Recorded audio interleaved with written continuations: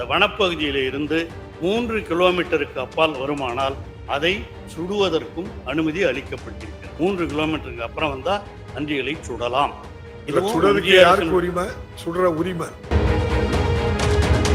வனத்துறை அதிகாரிகள் சுடுவார்கள். அதற்கான அதிகாரம் அவர்களுக்கு வழங்கப்பட்டிருக்கின்றது. குறைந்த விலை நிறைந்த தரம், தங்கள் தேவைகள் அனைத்தும் ஒரே இடத்தில். ஜெயச்சந்திரன். இதெல்லாம் துப்பாக்கி லைசன்ஸ் இருக்கிறவங்க எவ்வளவு விவசாயிகள் இருப்பாங்கன்னு உங்களுக்கு தெரியாது இல்ல.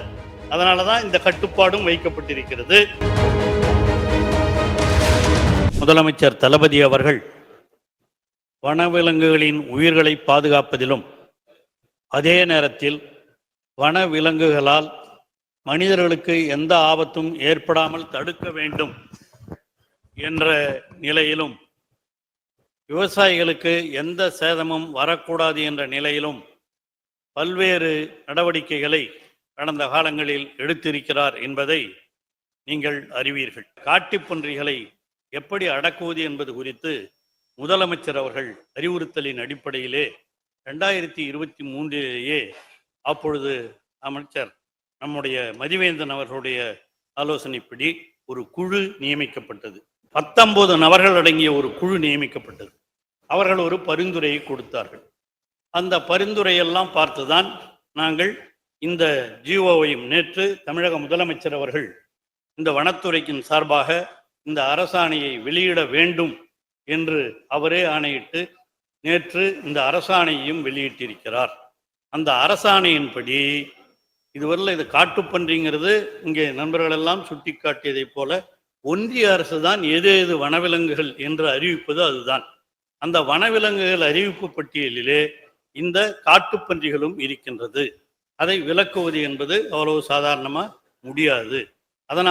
ஆனால் அதே நேரத்தில் வனவிலங்குகளால் விவசாய நிலங்கள் பாதிக்கப்படுகின்றன என்று இங்கே இருக்கிற விவசாயிகள் எல்லாம் முதலமைச்சரிடம் வைத்த கோரிக்கையின் அடிப்படையிலேயும் குறிப்பாக இந்த வனவிலங்குகளினுடைய உபத்திரவத்தை எடுத்து சொல்லி இந்த பாதுகாப்பு வழங்க வேண்டும் என்று நீங்கள் கேட்டிருந்தீர்கள். அந்த சட்ட விதியின்படி காப்புக்காட்டில் இருந்து 1 கிலோமீட்டர் தொலைவு வரையில் உள்ள பகுதியில் காட்டுப்பன்றிகளை சுட அனுமதி இல்லை. ஒரு வருஷம், ஏன்னா அது நாம் அந்த ஒன்றிய அரசினுடைய சட்டம், அது காட்டுப்பன்றி இருக்கிறதெல்லாம் நம்ம அதை 1 கிலோமீட்டர் வரல, அது பக்கத்திலே தான் இருக்கும், அந்த காட்டுக்கு பக்கத்தில் அந்த 1 கிலோமீட்டர் வரல அது வந்துட்டு போயின்னு இருக்கலாம்.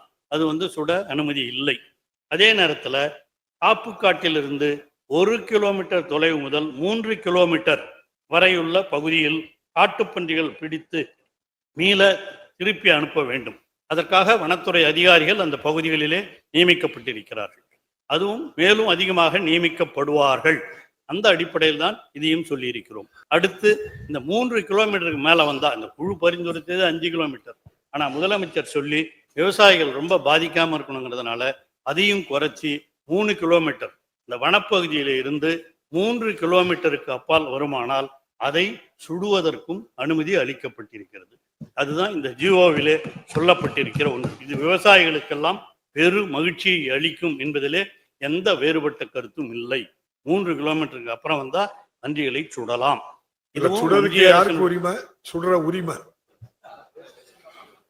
அது வனத்துறை அதிகாரிகள், அதற்காக வனத்துறை அதிகாரிகள் சுடுவார்கள். அதற்கான அதிகாரம் அவர்களுக்கு வழங்கப்பட்டிருக்கின்றது. அதற்காக அங்கே பாதுகாப்பிற்காக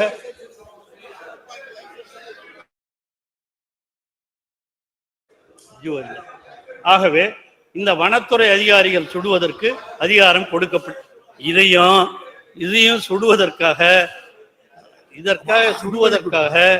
இதை நீங்கள் எல்லாம் இன்னொரு கோரிக்கையும் வைக்கிறீங்க. வனத்துறை அதிகாரிகளே சுடாம விவசாயிகளே சுடுவதற்கு அதிகாரம் வேண்டும் என்றும் கேட்டிருக்கிறீர்கள். இதெல்லாம் துப்பாக்கி லைசன்ஸ் இருக்கிறவங்க எவ்வளவு விவசாயிகள் இருப்பாங்கன்னு உங்களுக்கு தெரியாது இல்லை. அதனாலதான் இந்த கட்டுப்பாடும் வைக்கப்பட்டிருக்கிறது.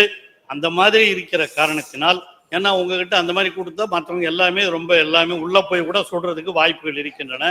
அதை பற்றியெல்லாம் அந்த குழுவும் இப்பொழுது சொல்லி இருக்கிறது. ஆக உங்களுடைய கோரிக்கை இது முன்னால் மறுபடியும் பரிசீலிக்கப்படும். முதலமைச்சரிடம் சொல்லி இது குறித்து விவசாயிகளும் சுடுவதற்கு அனுமதி அளிக்கப்படுமா என்பதை பற்றியெல்லாம் பரிசீலனை செய்யப்படும் என்பதையும் நான் தெரிவித்துக் கொள்கின்றேன். குறைந்த விலை நிறைந்த தரம், தங்கள் தேவைகள் அனைத்தும் ஒரே இடத்தில். ஜெயச்சந்திரன்.